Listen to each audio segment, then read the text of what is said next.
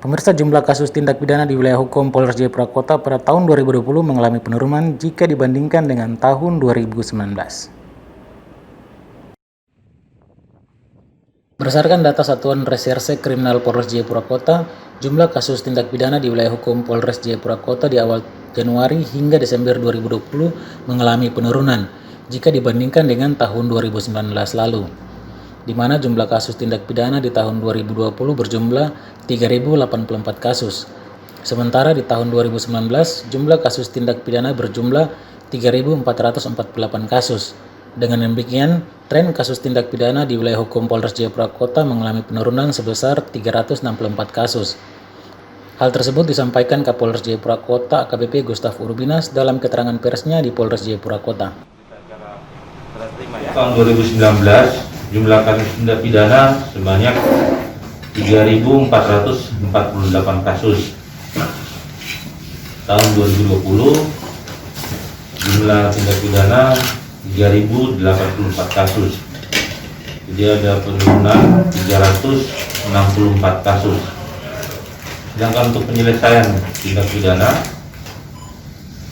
tahun 2019 sebanyak 2.266 kasus terselesaikan, dan tahun 2020 sebanyak 1.883 kasus terselesaikan.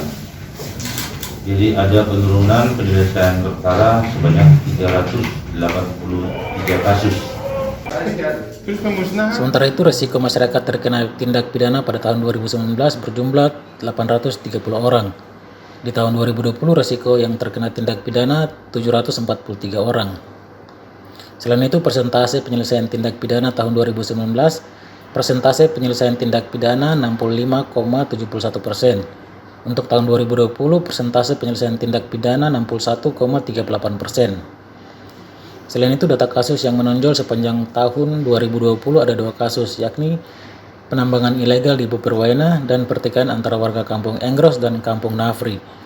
Dan dari hasil penyelesaian untuk pertikaian antara warga telah diselesaikan dengan bersama-sama duduk dengan pemerintah Kota Jayapura.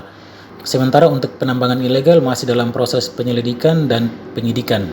Gustaf Urbinas menambahkan jumlah kasus kriminal di tahun 2020 menurun karena meningkatnya kegiatan kepolisian berupa patroli rutin maupun operasi kepolisian dan operasi justisi gabungan dengan TNI dan pemerintah Kota Jayapura. Freddy Nuboba, iNews Jayapura melaporkan.